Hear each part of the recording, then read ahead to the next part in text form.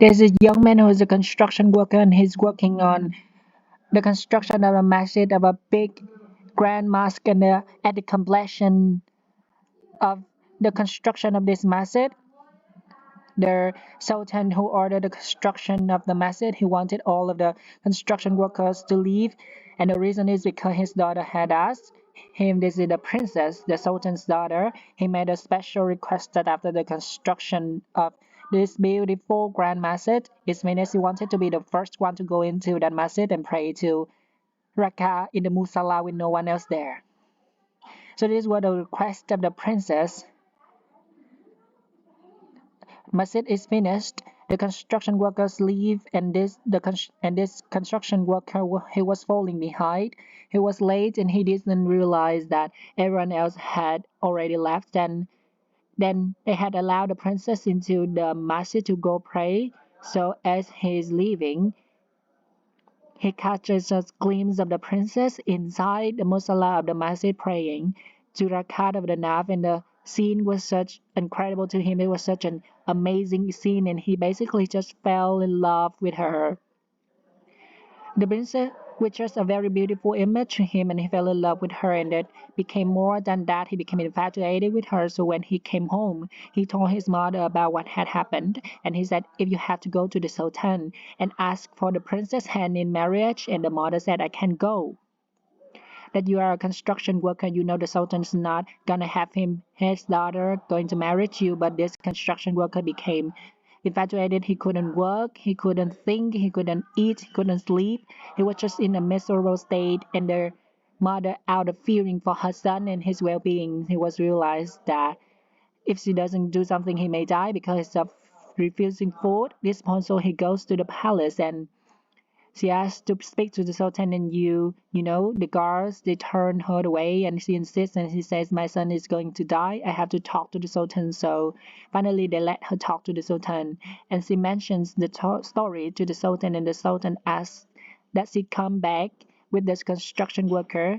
So they come back together, and she tells the construction worker after everyone leaves the masjid at the night time. After Isha prayer, you have to come and pray Qiyam in this masjid for 40 nights.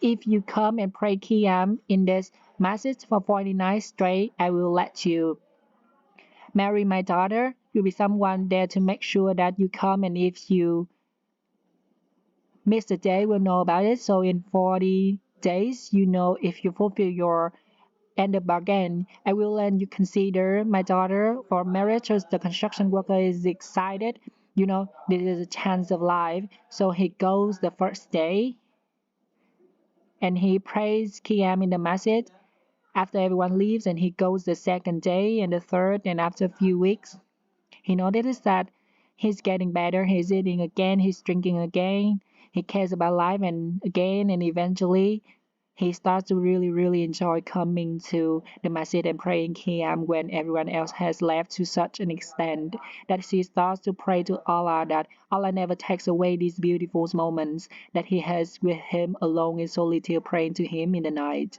So 40 days pass, 50 days pass, 60 days pass, 70 days pass, and eventually the Sultan asks to see the construction worker, and he says, "How come you didn't come to see me?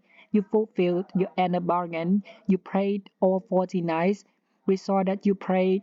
How come you didn't come and see me?" And the construction worker turns to the Sultan and he says, "Before I saw your daughter, my heart was empty, and the first thing of beauty that my heart was exposed to was your daughter, and that's why it wrapped onto that experience. But then, after I started praying in the masjid for 40 nights, my heart witnessed a beauty that was much greater than her. My heart witnessed a beauty never felt before." He tells the Sultan, he goes on to say that, "Thank you so much for offering me your daughter to marriage, to consider, but I'm happy where I am, and I am in no need of her." And he goes on his way, and he doesn't marry the princess because he had found a love and a beauty and happiness that was much greater than the just seeing the princess that one time, and this was the love of Allah subhanahu wa ta'ala. This is the beauty of a close relationship with Allah subhanahu wa ta'ala. This is something that only the one who has experienced that can really talk about it, or how can, even if they were to try to talk about it, it doesn't do it justice. And Ibn Taymiyyah, he talked about this. He said, one does not enjoy the jannah of this life will not enjoy the jannah of the next life.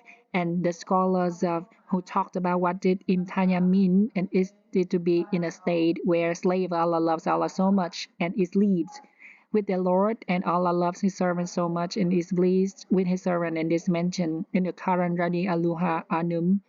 And this companions, but it's the mutual relationship of love and with the Creator. When we talked about the categories of sweetness of Iman to love Allah Subhanahu more than we love everyone in anything else, including ourselves, is something that brings the sweetness of Iman, and could loving someone other than myself bring happiness only when it's Allah.